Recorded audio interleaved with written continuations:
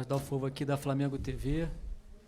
Felipe, você certamente está aqui desde 2019, sabe a dificuldade que é vencer o Red Bull Bragantino aqui. Enquanto o Red Bull Bragantino em si nunca tinha vencido e agora consegue dessa forma, de virada, com mais um gol de bola parada, mostrando toda a força do seu trabalho no dia a dia. Eu queria que você comentasse a importância e o peso que tem isso, uma sequência pesada que tem pela frente. Primeiro, enaltecer o esforço dos jogadores que correram 90 minutos, sem parar, todos eles, né? E jogadores aí que vinham jogando menos, como no caso do Everton Araújo, que fez um jogo esplêndido, nunca entrou num jogo calmo, sempre entrou em fogueira e sempre gostaria de enaltecer o jogo que ele fez.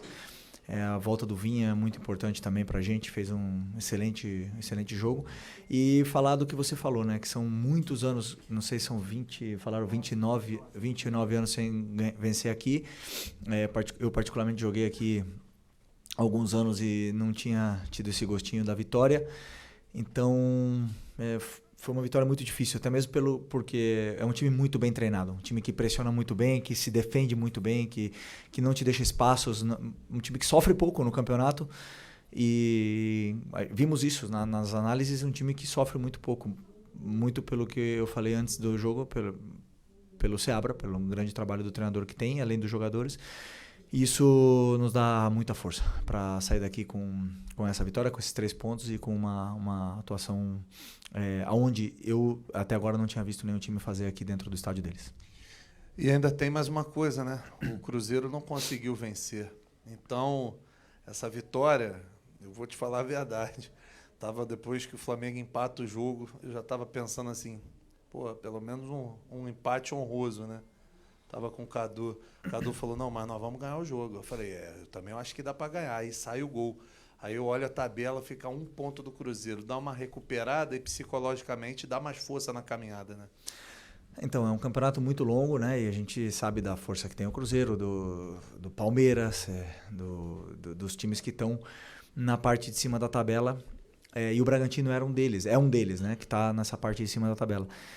Mas, por exemplo, como você bem falou, quando empatou o jogo, a primeira atitude dos meus jogadores foram buscar a bola, botar no meio e pressionar novamente o Bragantino para poder virar o jogo. Isso fora de casa, isso porque eles sabem que estão no Flamengo e sempre temos que tentar vencer. O empate não vale. Então, com essa atitude, o time continuou jogando, continuou botando a bola no chão e as chances começaram a vir cada vez mais e aí conseguimos fazer o segundo gol numa grande jogada. Felipe, boa noite, parabéns pela vitória histórica. Queria que você falasse três personagens do segundo tempo. Matias Vinha, que volta de uma lesão gravíssima no ano passado, entrou e deu um outro dinamismo à equipe. O Alacian, mais uma vez, entrando muito bem e sendo decisivo. E o Wesley, até podendo passar para a gente, né, se já tem alguma definição com relação ao jogador, que já tem uma negociação em andamento com a Roma, existem especulações a respeito até mesmo de seu substituto, e faz o gol importantíssimo, um gol que entra para a história do Flamengo, nesse confronto com o Red Bull Bragantino.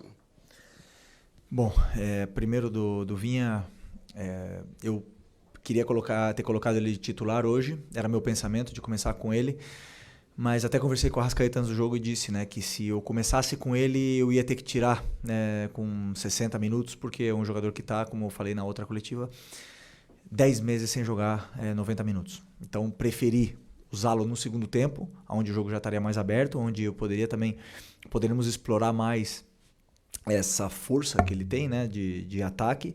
E agora, confesso que entrar do jeito que ele entrou depois de 10 meses, né, não esperava que fosse acabar com o jogo do jeito que ele fez, né? Então, estou muito feliz por ele, mas não é nenhuma surpresa, não. É só você ver como ele treina, como ele aquece, como ele se prepara, como ele é o primeiro em tudo, como ele acaba o treino exausto. Então, isso o futebol te devolve. O Wallace é um jogador...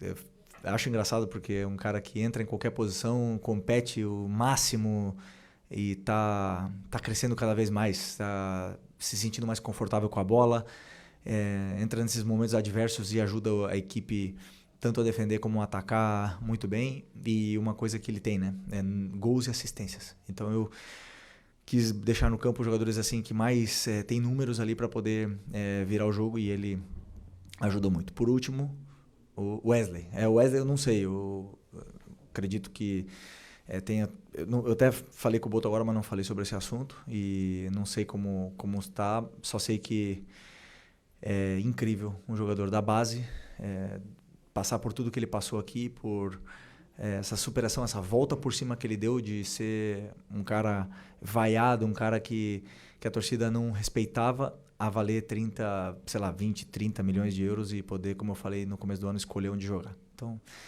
mérito dele, ele trabalha muito, ele buscou, ele acreditou, e se realmente for assim, ele for concretizado, só tenho agradecimento por tudo que ele fez pela gente, e que seja feliz sempre. Aqui, Felipe, tudo bem? Boa noite, Boa Sidão noite. Marinho da Litoral News. Flamengo, a partir de agora, entra numa sequência de jogos de Campeonato Brasileiro ao fim de semana, Copa no meio de semana, e a gente vê o elenco te dando cada vez mais opções, reforços da casa, e tem os reforços que estão chegando também para agregar o seu elenco. Queria te perguntar a importância de ter recuperação de jogadores como o Alan, o Everton Araújo, também o próprio Vinha que entrou, o Alacian, para essa sequência. E como você vai utilizar o seu elenco num todo nessa sequência de jogos de Copa do Brasil, Brasileiro, Copa Libertadores, que daqui até o fim da temporada deve ser assim. Obrigado.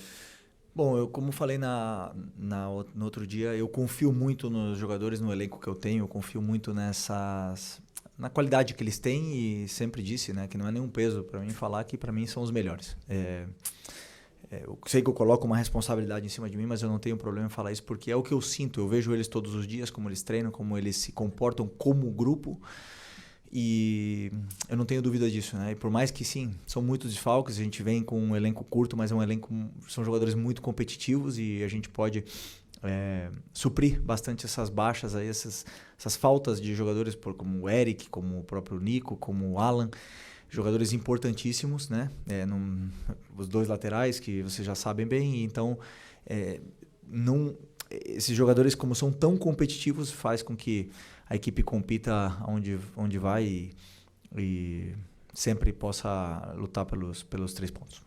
Felipe, aqui, o Flamengo mais uma vez teve uma situação envolvendo exposição de jogador. Não é a primeira vez, é a segunda em um período muito curto, e eu falava que se o Flamengo tivesse um técnico qualquer, isso conseguiria entrar no grupo. Eu queria saber como é que você está fazendo para gerir todas essas situações, porque eu imagino que isso acaba que estoura em cima de você. O jogador deve chegar para você para falar alguma coisa, outras pessoas chegam em você e falam. Como é que você está fazendo para que esses problemas de fora não interfiram no seu trabalho? Por exemplo, o jogo de hoje a gente viu todo mundo correndo, todo mundo se dedicando, todo mundo querendo, todo mundo entregando. Como é que você tem feito isso? Bom, primeiro dizer que é um grupo muito bom. É um grupo que gosta de trabalhar, que quer vencer, que quer ganhar. Eu lembro muito quando vinha o treinador, eu era jogador ainda, e o que mais a gente queria era treinos chatos, treinos que nos dessem soluções para poder vencer, né? A gente esse grupo não era um grupo que gostava de rachão, de treino divertido. Eu queria sempre o caminho para a vitória. Então, como eu também fazia parte desse grupo, eu sei da força que eles têm quando eles se unem, da força que eles têm, e essas coisas externas machucam. Mas, no final das contas, é um grupo fechado, um grupo de amigos, irmãos, você vê no trabalho do dia a dia, um grupo que se cobra, olhando no olho, e por isso que é um grupo blindado a esse tipo de coisas. Claro que é sempre ruim, mas, como eu falei, eles mesmos se blindam, se conversam entre eles, e é o que está no alcance, porque, no final das contas, o futebol são dos jogadores, né? Pode estar explodindo tudo fora, no final das contas, que são eles que entram no campo, e a imagem deles que está exposta, então eles querem sempre dar o seu melhor pelo Flamengo, e eles têm demonstrado isso. Felipe aqui, Diego Pérez da Rádio 102 FM aqui de Bragança. Na última coletiva, você falou um pouco sobre o Fernando Seabra, que você acompanhava o trabalho dele no Cruzeiro, já tinha estudado, tinha ele como referência. Gostaria de saber se o Bragantino, de alguma forma, até no gol do Bragantino, te surpreendeu, o que você achou desse time do Bragantino, e se, de alguma maneira, você vê o Bragantino nessa briga, ou é realmente uma surpresa o Bragantino estar ali na parte de cima da tabela? Não é nenhuma surpresa para mim. Eu conheço o Seabra de conhecer o trabalho dele, né? Quando ele começou no Cruzeiro. Eu sou bastante amigo do Paulo